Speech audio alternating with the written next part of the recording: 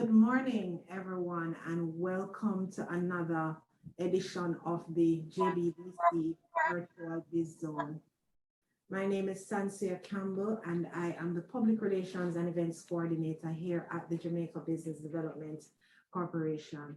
We want to thank you once again for joining with us this morning for what promises to be a very, very exciting presentation. So this morning we are starting our marketing and sales series, and we are going to be focusing on lead generation from prospect to customer. Now, as you know, this is one of the most important parts of the customer journey of the marketing process overall. If you have persons who are asking questions about your business online or visiting your physical space, but they're not buying, we want to ensure that we are able to convert those persons from just onlookers to customers, and quite possibly persons that will become evangelists for your business. They'll talk about your services and your products within their circles so that your business can grow. Now, we have with us this morning one of the gurus in the area of e-commerce, and he's going to be coming to share with us this morning. I want to tell you a little bit about Leighton Campbell, and Leighton Campbell is e-commerce innovator, consultant, and trainer, and he holds a Bachelor of Science degree in computer science from the University of the West Indies. He also has 10 years experience in providing e-commerce and digital communication solutions to large and small companies. His clients are from across all major industries in Africa, Caribbean, North America, and Europe. So he has that expansive experience, and so he can share that knowledge with you as well. A very important part of Leighton's journey, though, happened when he joined with us here at JBDC in 2018, when he enrolled in our accelerator program, right? And his company, Mobile Edge Solutions, along, of course, Leighton, Mobile Edge Solutions, he was voted the most improved business and best team player of his cohort. And if that was not enough, he was later awarded the JBDC Bossman of the Year in 2019. So quite an outstanding entrepreneur with an excellent story of faith, perseverance, determination, and that willingness to win. Maybe another day we can bring him back to talk about just he's such an admirable entrepreneur, just very determined, and just, I'm gonna get it and I'm gonna work for it. That's the most important part of it. And he also never ever says no when we call on him to join us to share in whatever capacity. So we really want to thank you, Leighton, for joining us this morning and for being willing to share this part of your journey with us. Just to remind persons, the session is being recorded, and so if you know somebody that wanted to join but can't get to join, it's going to be available on the JBDC YouTube channel at JBDC Jamaica. Also, we are going to be sharing with you an evaluation form that we want persons to complete for us so that we can continue to make the sessions better. But at this time, I am going to decrease and allow the man of the moment to increase. So welcome, Mr. Leighton Campbell, and we look forward to a very engaging presentation.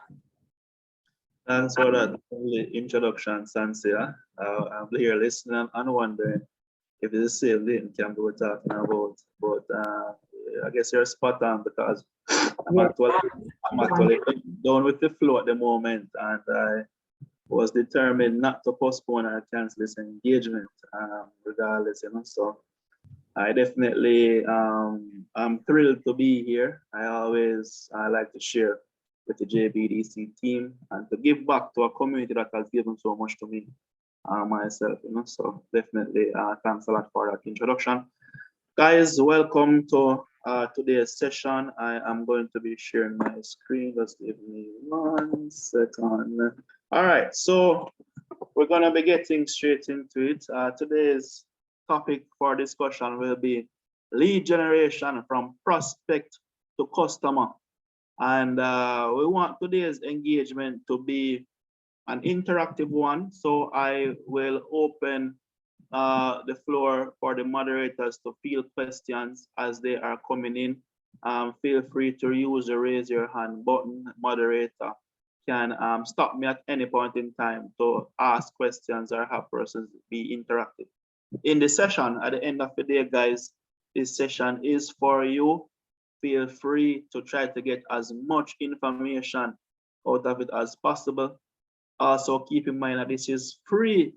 This session allows you to get access to this information for free. Otherwise, you would have had to pay for it. So please, guys, maximize the opportunity here in front of you.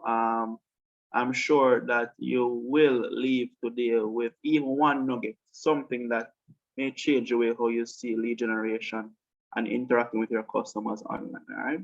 So as you would have heard, Leighton Campbell is the name, and I specialize in e-commerce innovation. I have a company, Mobile Health Solutions, which is geared towards enabling companies to service their customers anywhere, anytime. And that is something that we ourselves live, breathe, and eat within our own organization. We are physically located at 7 Goodwood Terrace. However, we see no clients ever at our office, to be honest. Our office is really just a space for team members to comfortably deliver or execute their jobs in a very controlled environment. A lot of times persons ask, why do you need an office with what you do? And that's mainly the reason why we do it. And I say all of this to say that all of our customers are acquired and serviced online or remotely through digital and communication channels. Funny enough, before COVID hit, we were using Google Meet for years before. So when we transitioned, when everybody started to have meetings online, and the whole COVID came and disrupted the entire space. From an operations standpoint, we were well equipped to really manage that communication and to keep business going without it being severely interrupted by issues related to time and space. And that's really the foundation that I've built Mobile Edge on. Should be a company that is able to service its customers wherever they are and allow the team members to be able to have access to the customers and to the necessary resources to do their jobs. And I think COVID has brought to the fore a greater need to really look at how it is that you use digital transformation to improve different aspects of your business, right? As you would have heard, the client span different places in Jamaica, across the Caribbean, North America, which includes USA and Canada, as far as Europe and Switzerland, and even up to yesterday morning, a prospect found us all the way from India because they wanted an e-commerce specialist to help them integrate solutions regionally. So these are things that lead generation, using our website, using the internet for lead generation is a major part of what we have managed to find success in, not only for our business but also to help other clients do the same. So I'm going to be sharing some insights with you today. We're going to be trying to keep it as simple as is possible without being too complicated in our communication or our concepts. I believe that based on where we are in Jamaica, we don't need to be jumping through hoops, skipping and jumping to be able to generate leads and do business online. If we follow a lot of what the gurus or the experts in the first world markets tell you, you will find that a lot of it may be over the top based on where we are in our own development. A lot of persons are still trying to understand how to make the internet work for them. What are the different things that you need to put together to get this thing to work? And just how are you going to be leveraging these different technologies and solutions in a simple, structured way that delivers results? And that's what I want to talk about today, putting the pieces together. So I'm going to be going into my presentation again. Feel free to ask questions. Moderator, feel free to stop me to answer these questions whenever they are asked. I will be glued to the presentation and talking, so I won't be monitoring the chat so much. I'm going to be asking the moderators to, you know, pay some attention over on that here. All right, so let's get into it. So what is lead generation? Based on Wikipedia, in marketing, lead generation is the initiation of customer interest or inquiry into products or services of a business. But I want to lean more on Oxford's definition of lead generation, which is the action or process of identifying and cultivating potential customers for a business's products or services. And I want to lean more on the latter because lead generation is not a one-time activity, it's not a singular activity. It is a series of activities that come together to provide meaningful engagement with your prospective audience and get them to believe in you as a business, as a product, you know, get them to choose you. Keep in mind, guys, that when you're selling online, and really this is where all this is coming from, you know, selling online, you know, it's no different from selling offline. You know, if it is that you should walk into any flea market or any, if you go downtown on a Friday evening or a Saturday, and you see the amount of persons down there selling, you know, it's highly competitive.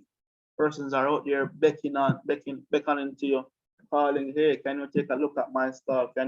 What do you need today? What are you looking for? You know, it's a similar tussle that is happening online. And these days, if you even look at your social media feed, you will notice that almost everybody is selling something, right? And all of these persons are competing for viewers' attention and all of this, you know. So all of these activities are lead generation activities, all of them geared towards driving online sales. And as I said, you know, similar to how the offline space is highly competitive, it's the same thing online. You have to compete for attention, you have to get persons to choose you over somebody else. And there are different steps and processes that you have to consider when thinking about this, right? Let's talk about different types of leads and how we classify leads. So leads typically are persons who, you know, may be interested in buying a product or a service from you. However, you know, there are different classifications for leads. Just like when you are maybe shopping on Amazon, for argument's sake, let's say, for instance, you're looking for clothes, right? Or yeah, let's use clothes for an example. Everybody can relate to that. You may be shopping around and you may, sorry, you may have a lot of things that you're evaluating, you know, things that you're adding to cart, things that you're saving in your different lists. And you know, this is you just perusing the different offerings and trying to figure out what's best for you, right?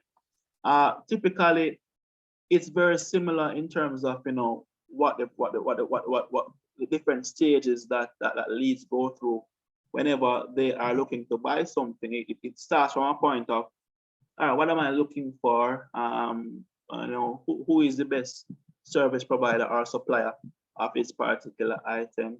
Do they have it at a price that is suitable to me? Is the item of the quality that I desire?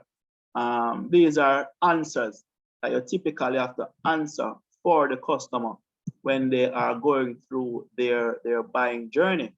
And just like that customer, we all go through the process of being a cold lead, a warm lead, a hot lead, a qualified lead, and hopefully not a junk lead. But for some brands, we will become junk leads, right? So when you're thinking about customers buying from you, think about even how you buy yourself from existing suppliers, whether it be physically, in person, or online. It's pretty similar, right?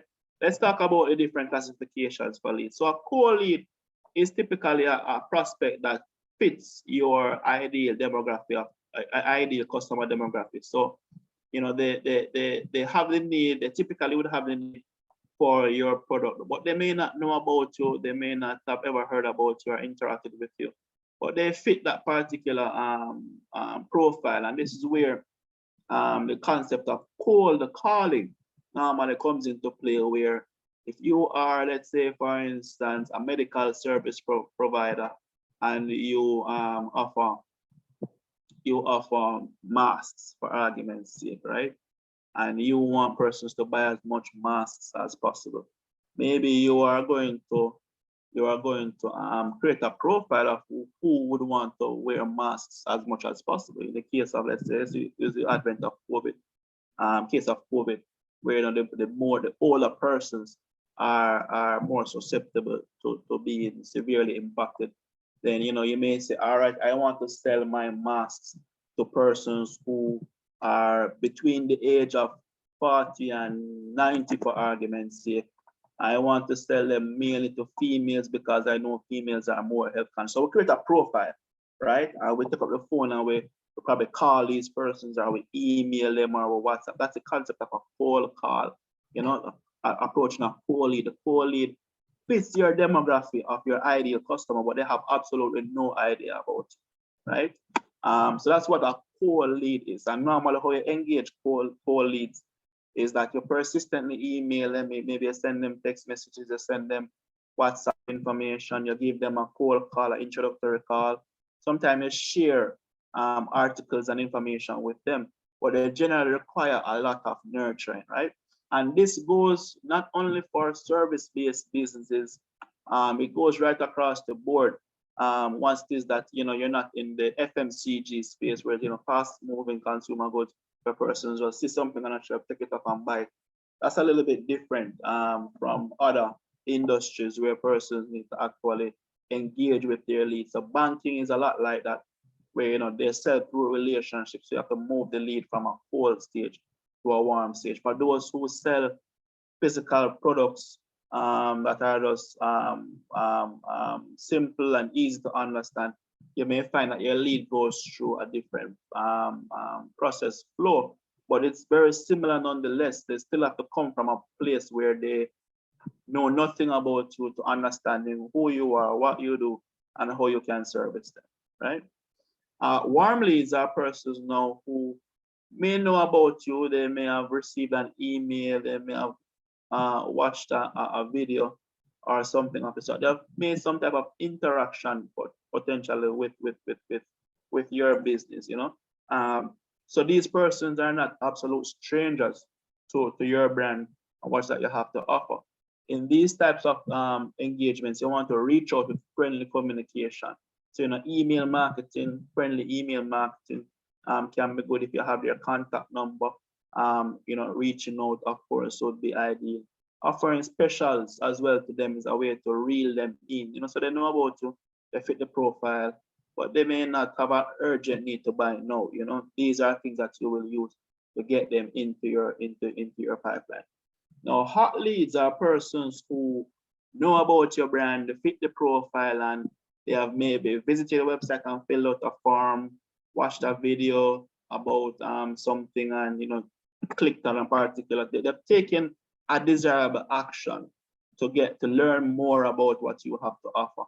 And that's what a hot lead is. A hot lead is somebody who you want to get on top of ASAP because they're closer to the point of actually making a purchase from you, and you want to nurture your hot lead or establish rapport, build trust with your hot lead as early as possible. In my case, I have implemented policies, communication policies internally in my business that optimizes how we approach hot leads. When persons visit my company website, most times, there's a form that persons fill out to get more information on pricing, because I know that once somebody identifies that my company is a solution provider of choice, the next thing that they want to know is how much does it cost, right? So I have this button called pricing on my website that persons would click on, and that button is visible every time all the time, no matter where on the website you are.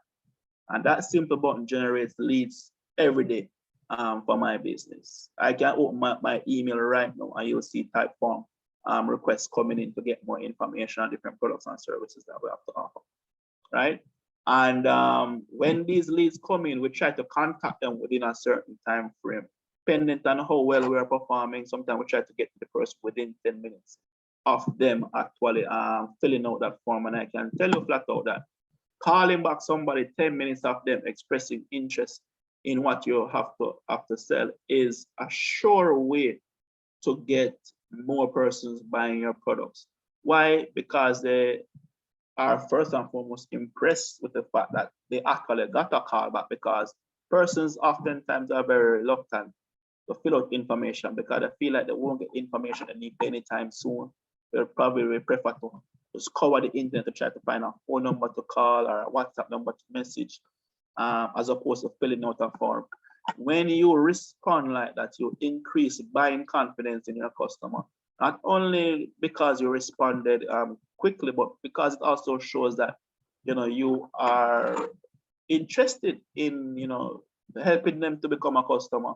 And also the responsiveness shows a lot about the professionalism, and it creates a nice platform on which to make your pitch. So you find that hot leads, when you engage with them immediately, you find that they are far more receptive. Why? Because they're in the frame of mind, they're processing something, they're going through, they're thinking about what you have to offer, and you're talking to them about whatever challenge they're having, or trying to pair a solution with their pain point. And it's just a far better interaction when you engage with persons at that stage. And I personally implemented that based on my own experience of buying software or other solutions online for my business. Sign up for something once, and within 5 minutes I see a California number calling me. I was like, California? Who's calling from California? When I take up the phone, it's the same company who I just came off their website, and because of that, I was interested. It was a very busy day, but I was interested to take a 20-minute call with them immediately to find out more about what it is that they can do for me, and if this solution that I'm interested in was the right fit. And just based on that whole experience from my, and I said, hey, I'm going to be implementing things like this within my business and helping customers to do the same, because you find that frame of mind that you're in when you're engaged as a hot lead, it's just far more productive to get more out of the client, as opposed to waiting until the end of the day you call everybody who comes. No, you want to jump on these persons as soon as possible. It's just like when your phone rings. If it is that you wait until the end of the day to call back all your missed calls, you're gonna get some, you're not gonna get others. Persons don't even remember why they called you in the first place. You don't have to be jogging your mind. Interest is gone. But when you follow up with a hot lead immediately, I guarantee you guys, if you build this within your processes to follow up with persons and respond to them immediately, you will see greater engagement and throughput rate of persons going through your sales funnel. All right. And then you have qualified leads. So we may think that, boy, a hot lead is the ultimate thing that we want. But hot leads are those persons who are looking for a solution. We have not qualified them as a possible customer of yours as yet. Why? Because a hot lead can be evaluated multiple options. A hot lead can also have a budget in mind that is not suitable to the price point of your product. A hot lead may be somebody who is looking for information to provide to a manager for the manager to make decisions. So they are not the particular person who makes the decisions on their end. So there's an entire process for qualifying leads, and I'm going to talk about that on the next slide. However, lead qualification is extremely important. At the end of the day, a qualified lead is the one who identifies, well, it fits the profile of your customer. They have the need, they have the budget, and they have the urgency to buy now, and this is where you want to get all of your leads. And to be able to get as much of your leads to a qualified state, it requires generally for them to go through this process of being a cold lead, a warm lead, a hot lead, and then eventually a qualified lead, right? And then for junk leads are leads that just don't fit any at all. Like you wonder, why did these people call me? Where did they come from? Or maybe it is a lead that have gone through the entire funnel with you, but you realize that, all right, they don't have the budget. They're not looking to buy now. This is just a waste of time. Let's not spend too much time on this. Junk leads, you want to identify junk leads as soon as you can, because you can spend months chasing junk leads with no return being met up to you. And that's definitely a waste of time. So from a sales perspective, you want to ensure as much as possible that you're spending majority of your time with hot leads and qualified leads. And a lot of times we feel like somebody comes and you give them a quotation on something, or you tell them the price for something, and they say, yeah man, I'm interested. An interested lead, guys, is not a qualified lead. I can't tell you how much time I've seen sales reps chase interested leads for months, only to be told that month number 6 that, hey, I'm not interested, I'm no longer qualified, or we may have decision to go elsewhere. It's a bit of baptism by fire that some people have to go through to learn how to qualify their leads, so that you spend time where it is most needed. And I like to use the example of relationships when I talk about leads and talk about sales. So, Jamaican males are known for being a bit promiscuous, I would say, right? Or some people may term it wild, right? But if you use similar concepts of dating and interacting with persons, you will find that there's some value in how you see your leads, right? So think about it, all right? So you go there, you're a male or a female looking for a partner, and you decide that, hey, I am now in my 30s, for argument's sake, and I want to settle down. I want to find somebody who is fitting for me. And you may have 10 persons who may be pursuing you, or you may be interested in or evaluating, and you're trying to figure out where is that one, because you can't settle down with 10 persons, and still has to be one person. How do you identify that one individual to put your energy towards? Same thing with sales, guys. Same concept. You have all these leads that you're pursuing, all these opportunities that you're pursuing, right? And you want all these people to part with their money. Similarly to the person who is actively looking for a relationship, they want somebody to commit to them, and it's the same thing with the leads. You want them to commit to a spend, you want them to commit to something. It's a similar thing. You're going to be engaging and talking to all persons, but at the end of the day, what you want to do most of all is to give the energy to the leads or the interested parties who are giving you the most energy. The ones who are kind of cool, not sometime-ish, today them hot, tomorrow them cool. Kind of push them to the back of the list and focus on who is hot today, who is giving you the energy that you want. It's very similar, guys. Relationships, leads, sales. It's all a courting game, and you have to learn how to master those interactions and engagements to be able to push through your leads in a qualified state that allows you to actually maximize as much as possible on the time that you're spending with these leads, right? So I hope that analogy kind of made it relevant for most persons, kind of taking it away from the scientific approach of it all. Now, qualifying leads, as I mentioned to you, is very important. You would have noticed as business persons, sometimes we're out there looking for information or trying to maybe sign up for a particular product or service, and they have like a lead form that they bring you through. And sometimes they ask you about your location, because maybe it is that the company only service clients within a particular geographical area.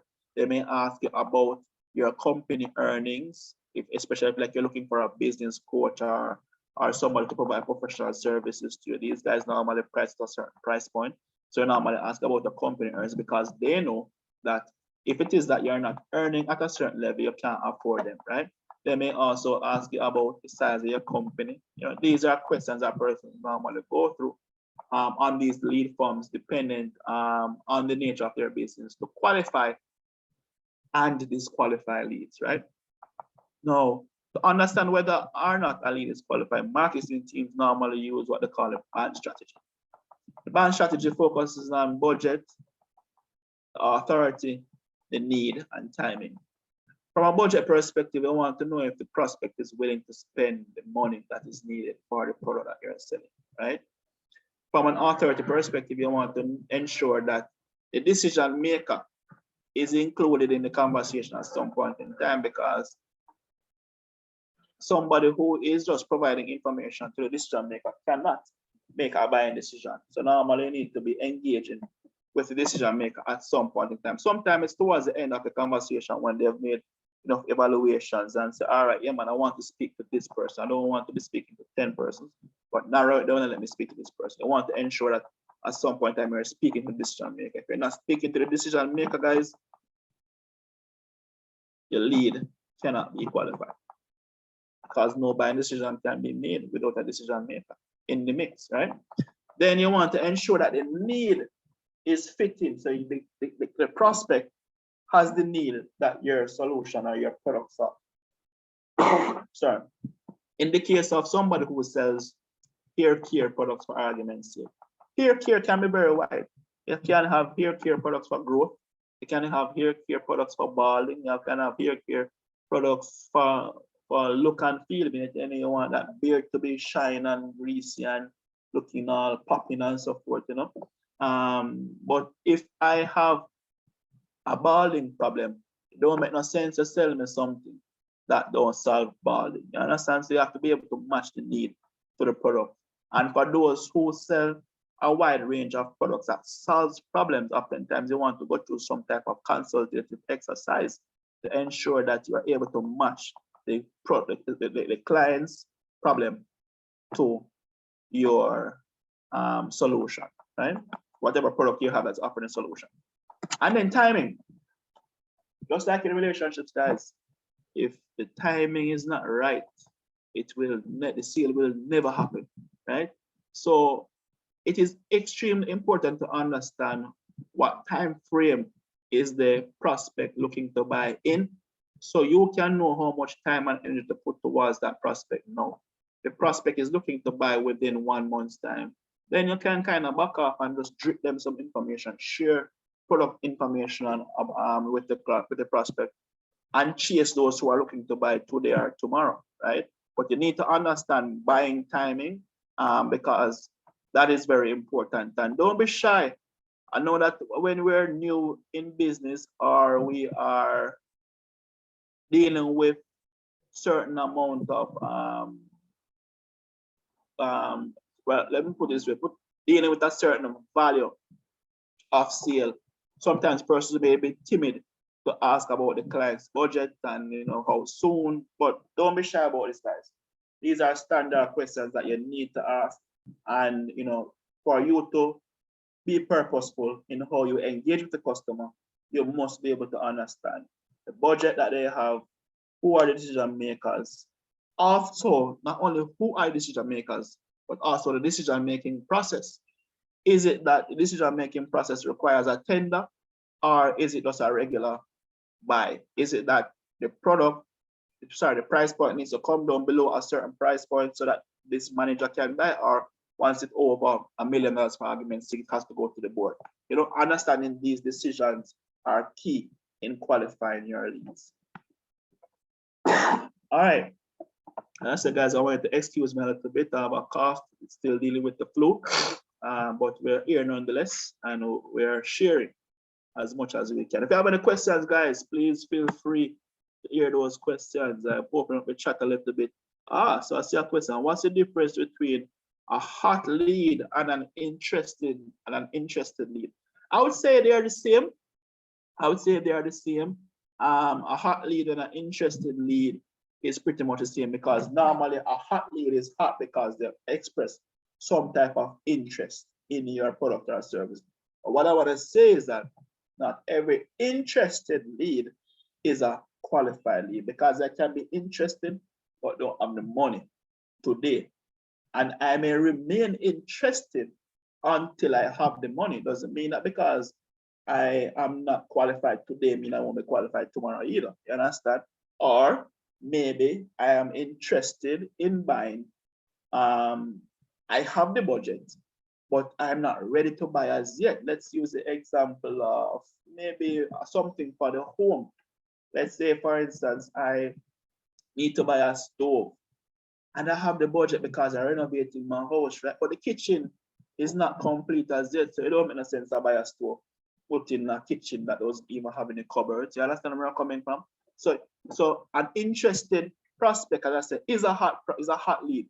However, it does not mean that they are a qualified, right? All right, so I see somebody asking about, I'm interested in getting support in email marketing. Where do I get this support? I'm going to be talking about email marketing a little bit afterwards. So feel free to ask any questions there on that. Am I registered with the DBJ to provide services? Yes. Well, I'm not registered directly. We do this through iCreate, our BDO partner. For those who don't know, my business is currently being acquired by iCreate. So we run our DBJ vouchers through iCreate. We're delivered at about 20 projects right now. So feel free to engage with me after this call. If you want to learn more about me and what I have to offer, you can visit my website, leightoncampbell.com, or and my contact numbers and information is there. You can reach out to me via WhatsApp, feel free. But definitely we can leverage DBJ vouchers to help you guys tap into some of these needs that you may have. All right. So some good questions, especially as it relates to the interested lead or the hot lead. Very good observation there. And I want to ensure that you guys understand that there's a major difference between being interested and being qualified, because I have had sales reps, my team, chase leads for months, and I'm saying, all right, guys, you need to move on because this person not giving you the energy that you need. Yeah, man, but them interested is a real opportunity. Yes, they're interested, but they're not ready to buy it now. Do you waste time chasing a partner who has no interest in you? No, I always bring it back to relationships, because sales and relationships are two in one. There's a buyer and a seller, right? And once there's a buyer and a seller, some type of professional or business relationship has to be established for the sale to be completed, right? And sometimes people buy from you because they like you. Sometimes people buy from you because you simply offer what they are looking for. You know, there are different buying reasons. I won't get too much into the buying reasons today, but at the end of the day, guys, you have to sell the different features and understand clearly who you are selling to, why they are buying, right? And that takes me into my next topic, which is target market segmentation. Now, Leighton, yes. but before you move on, I think there's a really nice question in the chat here from Samara. How does one drive prospective buyer traffic to the website or social media page so that it becomes that lead? Right, that's a nice question, which we will be answering later on down in the presentation. All right, cool, no problem. Go on, go ahead. Right. Go on. Right. So just to let you guys know, the order of topics that we're looking at is, of course, defining lead generation, talking about the market segmentation. Then we'll be talking about different communication promotion channels that you can use to drive leads, and towards the end we'll be touching on tools that you use to capture and convert, and how you manage KPIs, right? So that's the trajectory of the conversation that we're having. But to be able to capture leads, to be able to effectively market to them, guys, you have to understand about target market segmentation. A lot of times persons ask you as an entrepreneur, as a business owner, as a manager, who is your target market? And oftentimes our answer is typically a broad answer, So in my case, I support small to large businesses, very wide. In the case of somebody who sells uniforms, they may sell uniforms to persons going to school, or they may sell work uniforms, so they may sell to corporate persons, right? But there is always a further breakdown of your target market into different segments. And this is oftentimes done based on the product that you have. So let's use the example of a beauty product. I see persons selling these different oils these days, right? So you have hair oils, you have beard oils, you have oils for your skin, right? Let's use this simple example to understand target market segmentation, right? You may say that a target market for these oil products are persons who have maybe skin or hair lubrication issues, whether it's just dry or stuff like that. You may define it very broad, but if you want to dive a little bit deeper into it, you may say that, all right, I make hair oils for females who are struggling with alopecia, for argument's sake. I don't know if your oil can help that, but if your product goes after that target market, then that's a breakdown of that market, the target market into one segment to fit that particular product. So each product that a company sells normally is geared towards a market segment. A market segment can be based on geography. So based on your location, your city, even for instance, climate. So let's say, suppose you were selling to persons in Canada who are always in snow, and because that the skin always drying out, right? And that could be a geographical segmentation of your prospects. Then you're looking at demography, age, gender, family, occupation, earnings, education level. Are they religious? Nationality, things like this. So for instance, in this case, you may say that, all right, the persons who may have this hair issue or this lubrication issue may be persons between the age of 35 and 50. And it may be females, for argument's sake, because this particular product goes after females. You break it down like that, right? And then you have psychography, you have to look at persons' lifestyle choices, social class, activities and interests, personal values, attitudes. So for instance, a part of, let's use the example of the beard oil, right? Beard oil may be for that masculine looking male who wants to look macho and use the beard as a part of how he asserts his or depicts his masculinity. He may be somebody who is fashionable as well. You understand? So you clearly define your markets and match your products accordingly. Why is this important, guys? This is extremely important in digital marketing because at the end of the day, when you are running campaigns online, it's very different from when you are making a sales pitch offline. When you're running campaigns online, you're being very specific about who you're pushing your messages to, when they receive these messages, where are these customers who are receiving these messages? Are there any life events that are driving your customers to buy? So let's say, for instance, you're in the business of selling houses. You may want to be selling your house to somebody who either got a recent promotion in their job, and Facebook tells you this. You may want to sell your house to somebody who recently got married because people are coming together, they're looking to get a bigger space. Or you may be looking to sell a house to somebody who recently had more children, right? So you can use life activities, different social tells to determine, what are the psychographic and behavioral things that you need to use to classify your leads or your prospects so that you can segment your target market and go after them accordingly. At the end of the day, guys, the lead generation, it's almost like you're shooting an arrow after a target. You have to be very purposeful in how you engage. At the end of the day, it doesn't make any sense. Every single time you show you run an ad on social media or on Google or elsewhere, or you send out an email campaign and it goes to somebody who should not receive or does not fall within any of your market segments, you end up wasting money because the platforms are going to charge you for impressions,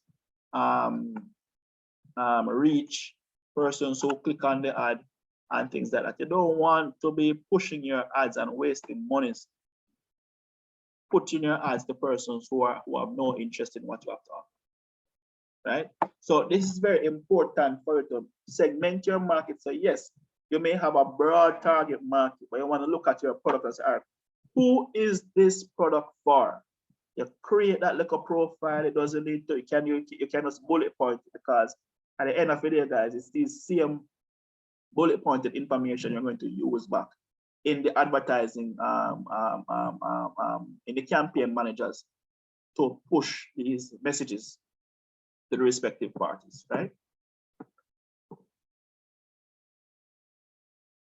All right, so let's check in the chat. All right, so let's get into the digital sales strategy and typical lead generation funnel. When I look at building digital sales strategies for our customers, I look at optimizing the customer's pathway to sale and beyond. And that beyond is extremely important. It seems wonderful, may seem like an over pitch. It may seem like you're going beyond the average need to sell somebody. But why I emphasize on beyond is because when you get a customer, you don't want to have a customer for one day. You don't want to have a customer buy only one time and never again. At the end of the day, when I look at prospects and lead generation, I have to figure out to myself, what is the total value of this customer or this prospect? Should this prospect become a customer of mine? What's the lifetime value of this prospect or this customer? In my experience, I've been doing what I've been doing for 10 years now. And I have customers who have been with me from the very first year. So as it is right now, when I look at my business, and we all have to think about this within our own context, right? When I look at my business, the lifetime that I've defined for my customer, they are customers who will spend at least 10 years buying from me. Now, when I look at the price point at which they buy and the frequency of which they buy, I can establish a lifetime value for my customers based on the types of products that these customers may buy. Once you understand the lifetime value of your customer, and it helps you to determine how much investment am I willing to make to acquire customers like these, right?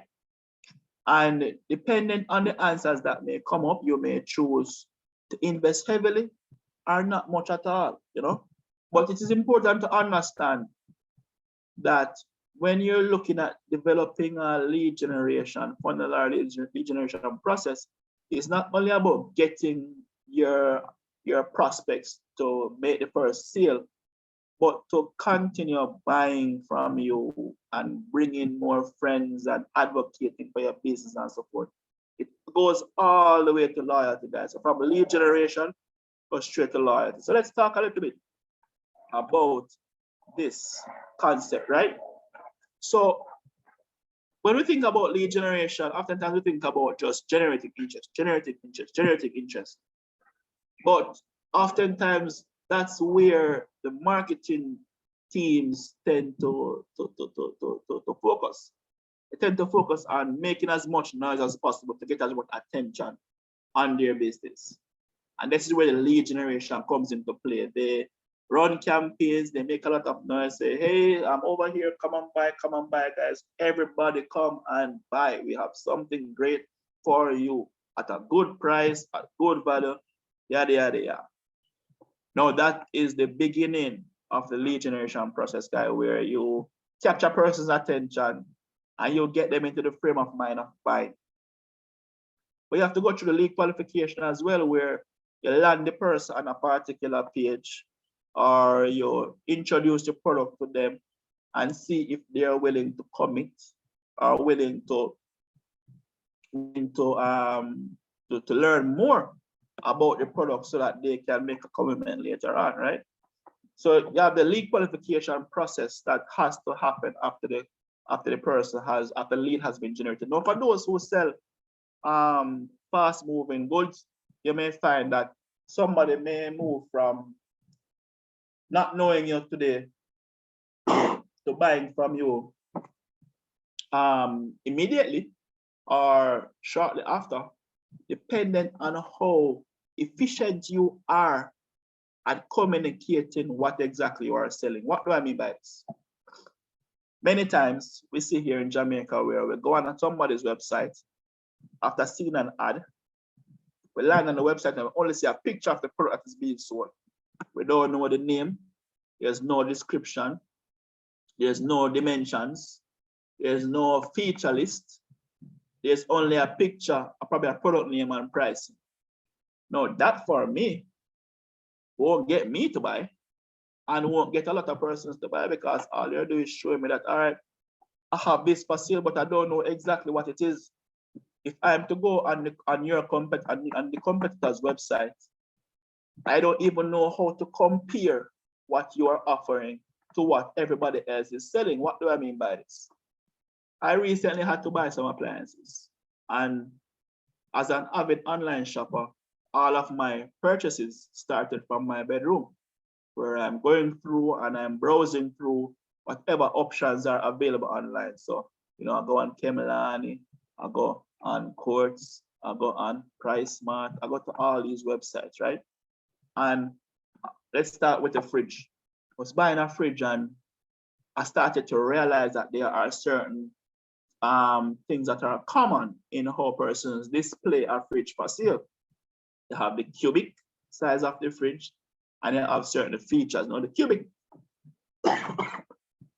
sorry, the cubic size is one of the main drivers or rather the main comparative factors between whether a fridge may cost $100,000 or $200,000, right? Of course, you have the other features like the LCD display and all ice maker, all of those things. At the end of the day, cubic size of the fridge is what makes persons determine whether or not this is the same fridge that they saw on Campbell for $200,000, or is it the same fridge that they saw on Court for $150,000. Being able to compare your products with the competitors' products and be able to see that, all right, these guys are selling the same thing, but these guys have either more value because they have more features or they have a better price, is extremely important, guys. So just putting up a website with a product image, a product price, and a product name is not enough to convince your customer that they have found the right solution. Remember, if you had walked into Quartz or Kemlani, you would be speaking to a rep and you'd ask rep 100 questions about this product before you spend your $200,000. You have to think about it the same way online.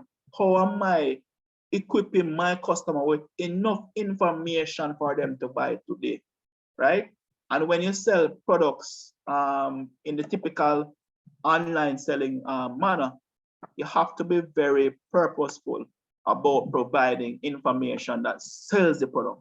If you go on Amazon, you will see that every single product has a lot of information on them, down to the dimensions, material, all of these things are considered when persons are displaying their products.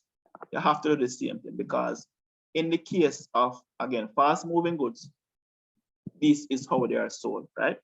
So you can easily have a customer, a prospect move from being a cold prospect to a customer within a day or days, dependent on how well you are able to get that customer to trust that they have found exactly what they're looking for when they land on your website or when they come to your online catalog. And a website is not the only place to display your products. A social media page does it quite well as well, where you list the product, you put all the features of the product, and it works. So now website is just one example. But the long and short of what I'm trying to say, guys, is that for you to get online customers to buy from you, there's a certain element of trust. There's this trust factor that everybody has to get over before they buy. And when they're evaluating, they must trust that they are getting exactly what they're looking for from you when they're making that purchase, right?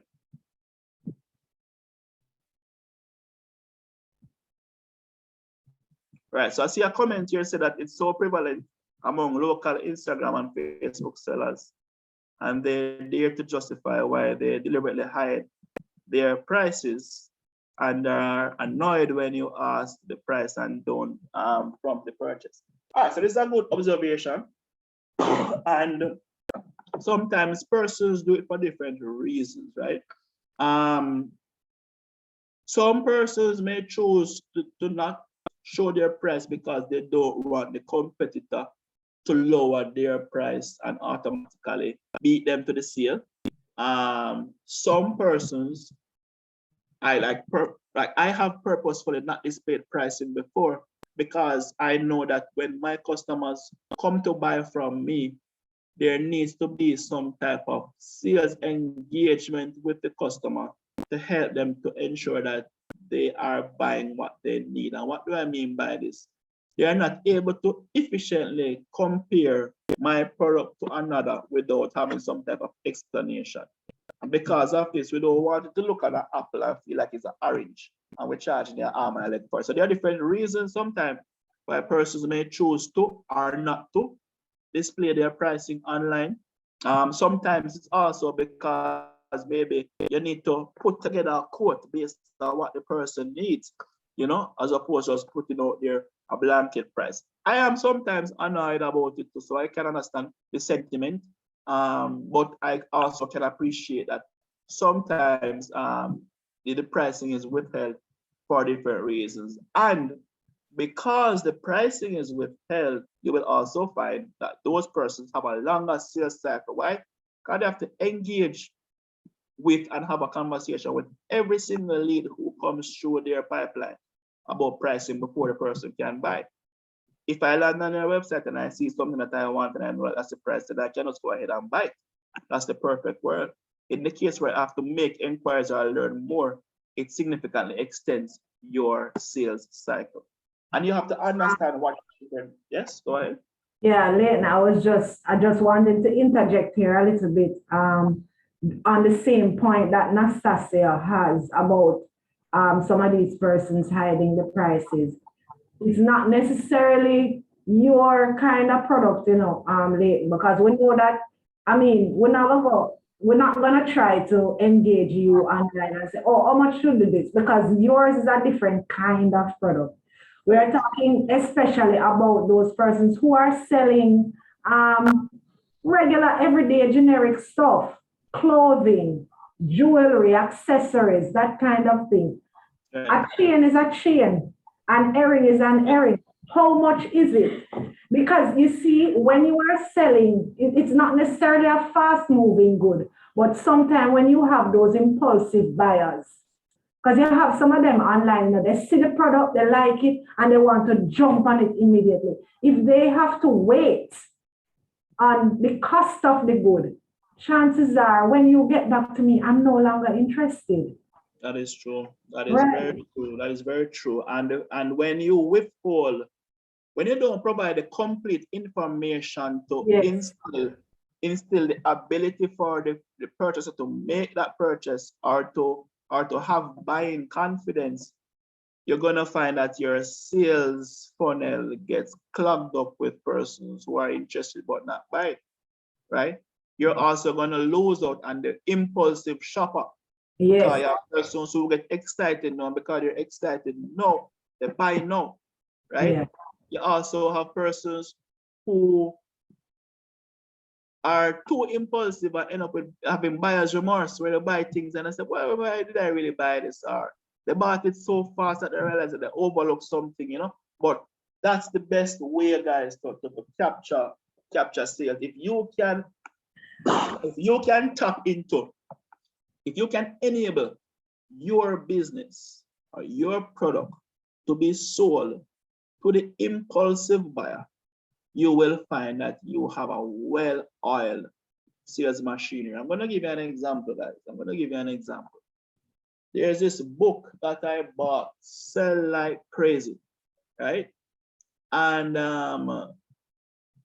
I found out about it, and this is a clear example of how you can move from being a core lead to a customer within minutes.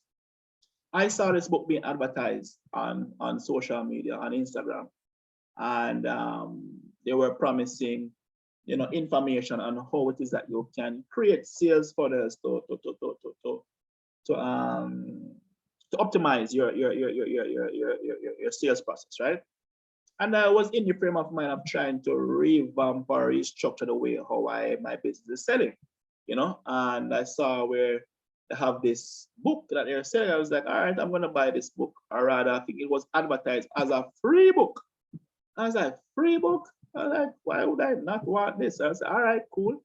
I go on their website and I see the free. I think that they're doing the audiobook for free. They're doing the audiobook for free.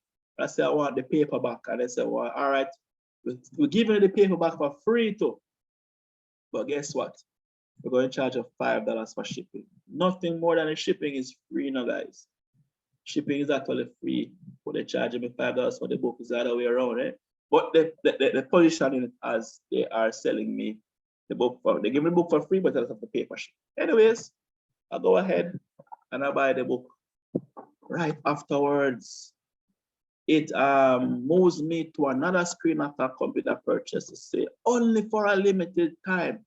We have these templates, these landing page templates that, you know, you would normally pay 2,000 US for, only for $57. I was like, man, I know that I need the information to optimize my sales process. I also know that I need, you know, landing page copies and templates to land customers, because that's how I sell online. So I said, I'm gonna buy this right now, and I bought it for $50 some. And then after I made that purchase, they moved me to a next page, selling me something. I was like, no more. I'm gonna stop right here. So, but somebody else could have gone the entire journey of buying and being upsell and so on. So I say this to say that a lead can move from being a core lead to being a customer in just a matter of minutes or a day, depending on how effectively you are able to communicate what you are selling and to give them all the necessary avenues and channels to close that sale as quickly as possible. Which is why e-commerce has become a hot thing. E-commerce and the entire ecosystem enables you to position a product online for sale and generate interest and close the sale immediately, which is why credit card payments have become, again, a hot bread as opposed to persons making payments later on, because I can tell you that had I pitched even for a second to buy that book, I would have never bought it. The minute I choose to scroll past, or the minute I don't have as much information as I need, not only to buy the product, but also to clearly understand that this solution or this product is solving a particular need on my end. You know, you're gonna lose me if you don't do all those things at the same time. So Let's take it back down to the person selling the necklace, a very simple product. I want to know that what if this necklace is gold, silver, bronze, platinum. I want to know the length of the necklace. Recently, I had to buy a necklace as a gift for somebody, and after I bought it, I was so paranoid that it would not fit properly, and I went back onto their website and saw that they had different measuring lengths, and I was like, man, I don't really know how long a necklace need to be for it not to be a choker on somebody's neck, you know? And then they had a picture showing how the necklace hung around the neck, whether it was right up to the collarbone, more mid-chest, more down to the breast. You understand?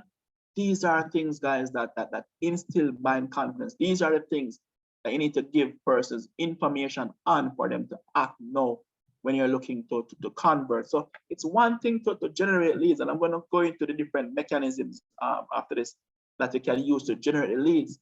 But after leads are generated, then what? When they land on your website, when they land on your Facebook page, when they come into your WhatsApp and you send them your brochure or your link or the product information, what makes them convert to a customer are the things that you need to answer what are the questions that persons typically ask, or what are the things they need to know for them to confidently lock them I and buy, right? And I think Amazon has done a very good job of this, not only driving the buying confidence from a product information standpoint, but also from a buying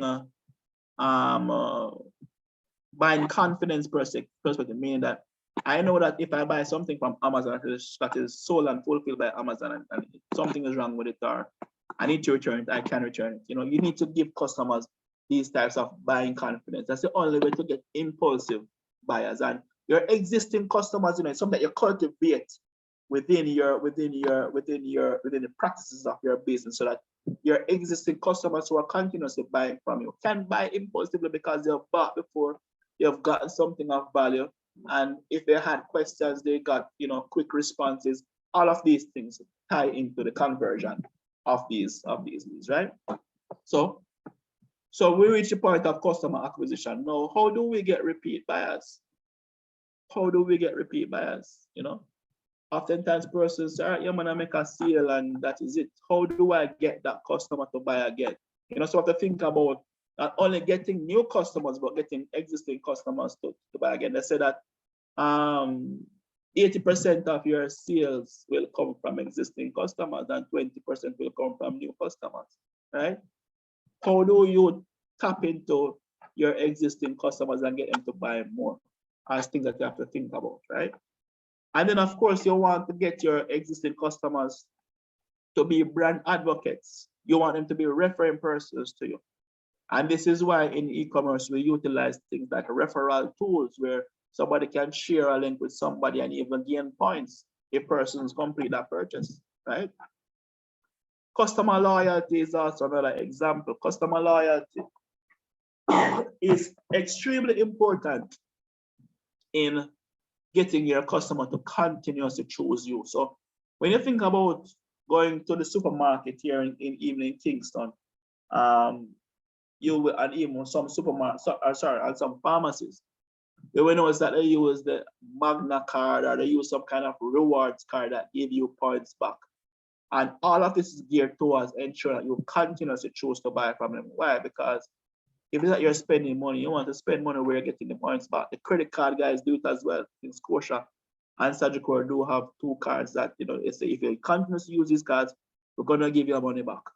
In my own experience traveling, I have realized that Expedia's loyalty program continues to ensure that every single time I'm traveling, I use Expedia, because if I spend my monies all over the place to book tours, to book flights, to book hotels, I'm not going to be maximizing on my ability to get back points. And I value points because some of the time when these points add up, you're able to redeem other services for free, right?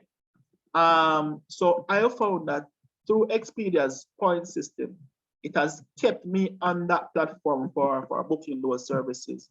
And you can do the same thing as well. Again, with popular e-commerce platforms like WordPress, Shopify, they all come with add-on point systems that you can utilize as part of your customer engagement strategy to keep them shopping with you, as opposed to buying the same thing somewhere else, right? You think about a supermarket, you're going to the supermarket every single week. You're buying the same goods over and over and over again. A supermarket can get you to continue to shop with you every single week. Then that whole thing of the customer lifetime value continues to be expanded, right? So you have to think about it in that regard, guys. Think about the entire funnel, not just getting leads through the door, not just qualifying them and getting them to become customers, but how do you get those existing customers to continue to buy and to also advocate for you to persons who may not know about your brand, right? All right. Now let's get into some of the campaigns that you can run when you're looking to promote a brand online, right? Now, there are different types of campaigns that persons will run to generate leads or turn them into customers. Here we have awareness campaigns, which is where you're launching something, or maybe you've been about for a little bit now, but you want to get more persons to know about you, right? This is where you may tap into your social media ads, your Google display ads. Normally, display ads is what you would use to drive awareness most times. Sometimes persons will use email and SMS as well. YouTube is another form of display ad, but in a video format, right? Then you have search ads, which are normally used to position you, your product or company to prospects when they're looking, actively searching for something. Now, awareness campaigns normally pop up in persons feed or on your phone, whether it is via SMS or email, ad hocly without any request, right? So, somebody's going about their day and just pop up in this ad, and suddenly they know about this company called Here's to Go, right? Who sell here for argument's sake. But it is very different when the customer or the prospect is now on Google search looking for a particular product. Difference is that the awareness campaign normally generates more cold, warm leads, right? It normally positions your product to persons who may have heard about it before or may know nothing about it. They're not particularly in the frame of mind to buy now. They're going about their everyday business, but they are hearing the name, and maybe they're learning a little bit more as you drive more awareness about what that you have to offer and how do you help persons. But when you get persons from search campaigns, you're going to find that these persons are hot leads. These persons have a need right now that they're searching for a solution for. And they're in the Google search looking actively out there looking for a solution to the problem. So when they find prospective suppliers, they are more likely to reach out, more likely to buy, more likely to become a customer in the short term, right? So promotional channels that I normally use to run search are Google search ads, Google My Business using SEO tactics, blogs also work, and using product tags. So for instance, if you have a website and you list your products, you can put on different tags on the products to make it more searchable when persons are searching on Google. Now, I want to spend a little bit of a minute or two talking about search, because in my experience, search is what brings the hottest and the best leads to my business and also to a lot of businesses that I consult for. And search can be done in multiple ways, meaning that you can have persons using what I call SEO tactics, which include blogging, or you can run ads. So, when you do a search on Google, let's say, for instance, you are searching for hair loss products for argument's sake, right? Because I'm now going bald. I don't like how this look. Bald not fit me, make me miserable, having low self-esteem. I see myself differently. I feel some type of way and I want to fix this now, right? And I go on Google and I run a search. I type in a search term to look for hair loss products. You will find that there's a little, there are these ads that display at the top or at the bottom of the search page, which automatically positions hair products. And then after I pass those few ads, then I go down into well-ranking articles or content that tells me more about hair loss.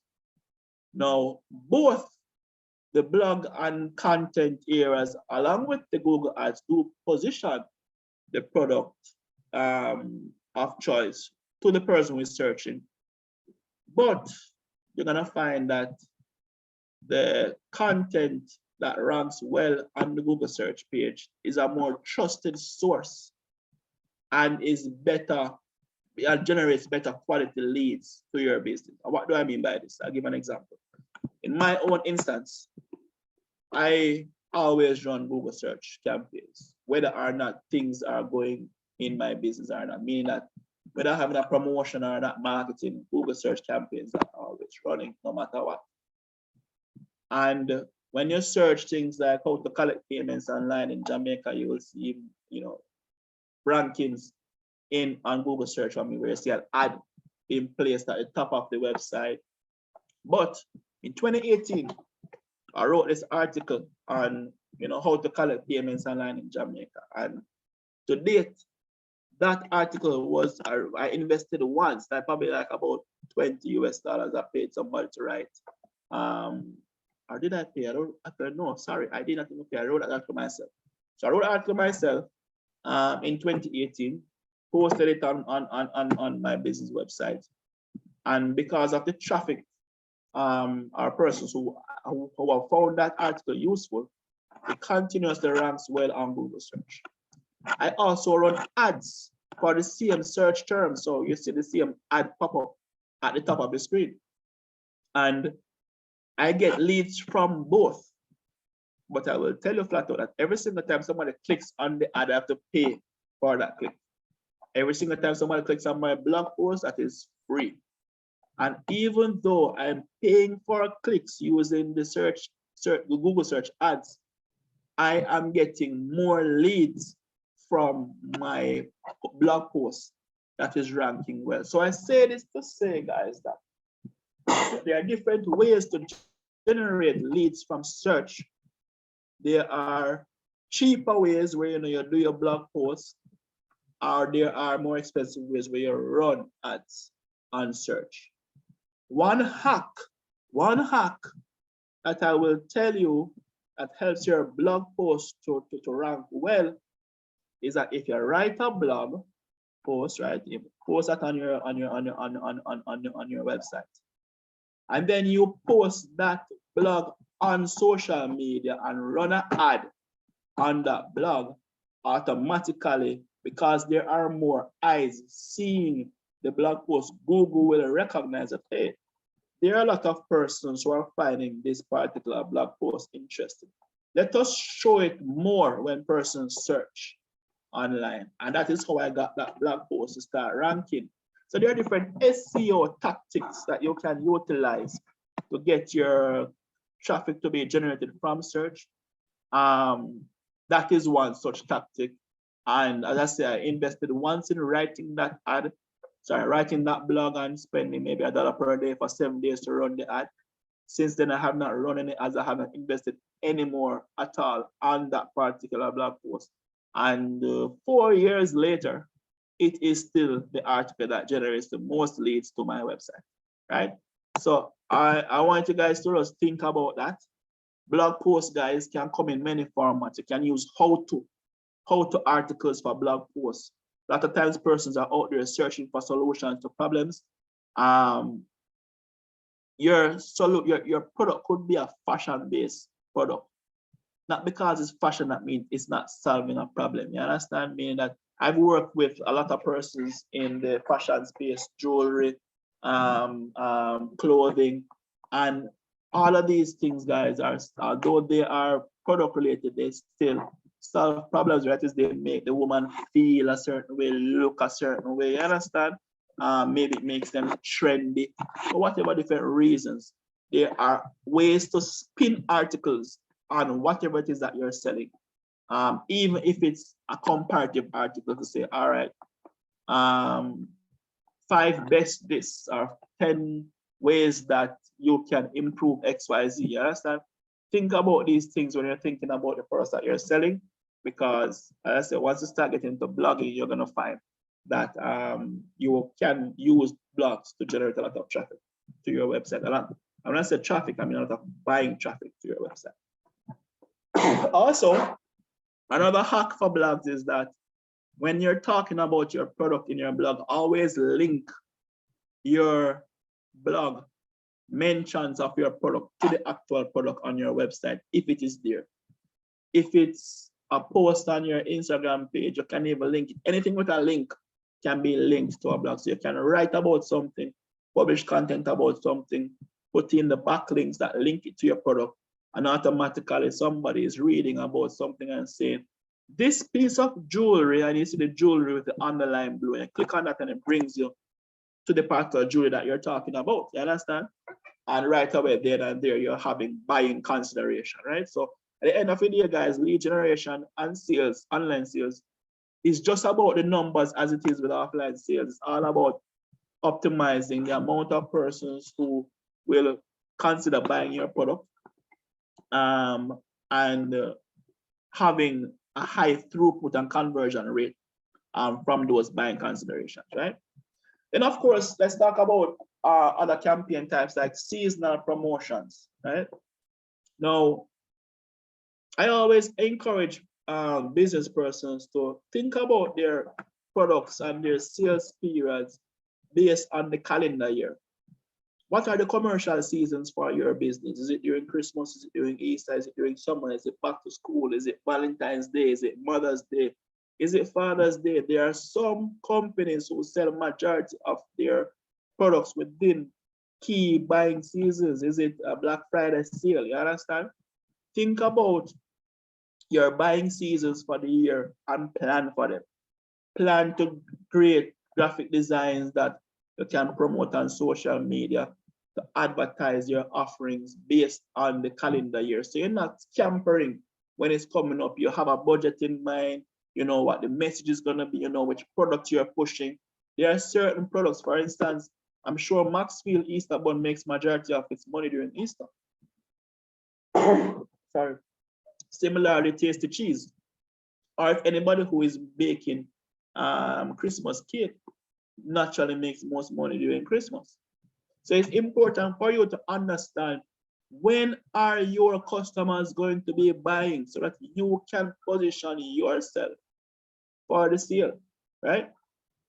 Special offers are also very good, especially as it relates to, you buy one, get one. Maybe you're having goods that is expiring and you want to, have a clearance sale. You can have different special offers to your customers as well, right? Oh, one thing I forgot to mention as well as it relates to seasonal promotions is that you can also look at the birthday occasion. I want to drive this one home, that birthdays are personal to people. And people feel nice when people greet them and tell them happy birthday. That's why companies invest in sending happy birthday text messages, happy birthday emails, and all these things. But who is making the customer offer? It is your birthday, I'm gonna be giving you 10% off just because it's your birthday. This is another commercial occasion that you can sell on, right? So outside of seasons of when persons typically promote, there are also life events that you can promote around, right? And if you develop a database of your customers, contact information, birthday information, you can push notifications to them to offer your products and services for them to have a better birthday or have a more enjoyable birthday. So for example, if you're in the business of selling things like, fashion, perfumes, jewelry, or you're in the travel industry, persons often want to go to a hotel for their birthday, you can use the birthday occasion as a sales occasion for your products and services, right? Then of course, you're looking at upselling and cross-selling opportunities. So a customer comes in with your entry-level products.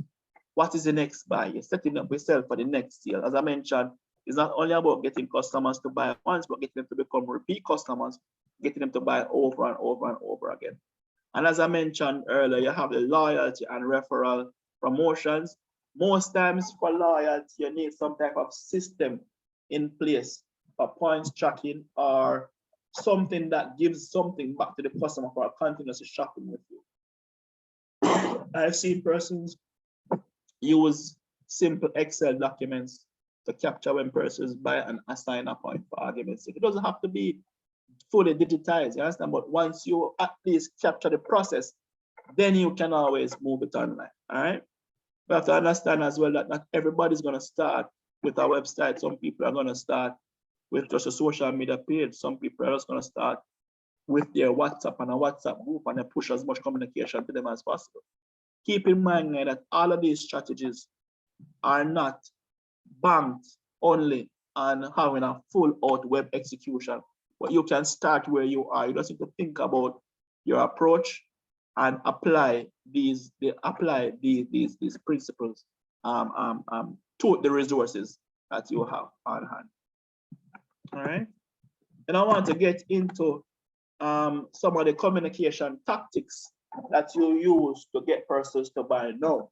So, or even to generate the lead now. So, one of the first thing that I always have is a call to action. On every single promotional marketing material, you want to have some type of call to action that says, buy now, click here, take this desirable action if it is that if you want to know more, if you're interested in this particular product. Have clear call to action. Don't just put out the ad out to say, here are products for sale, here are products for sale, here are products for sale. Tell them what to do to learn more. Tell them what to do.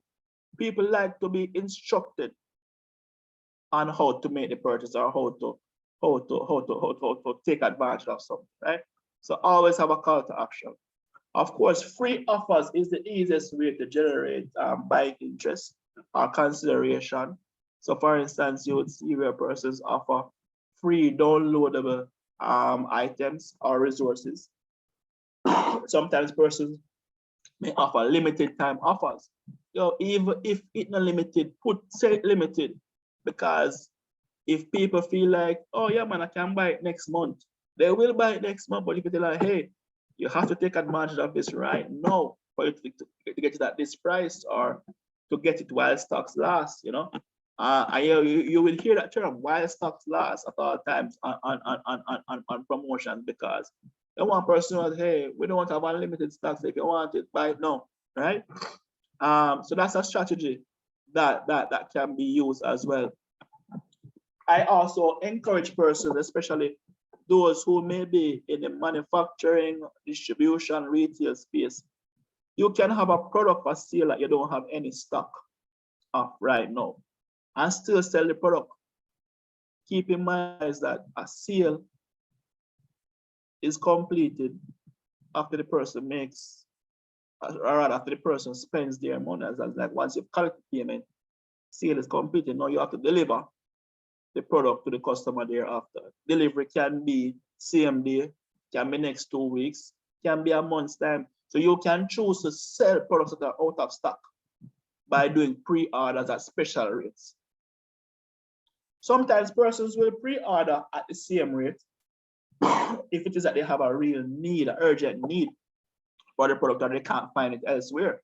But you can incentivize persons to buy products from you that you don't even have in stock by allowing them to do a pre-order, right? So that's something else to consider as well, right?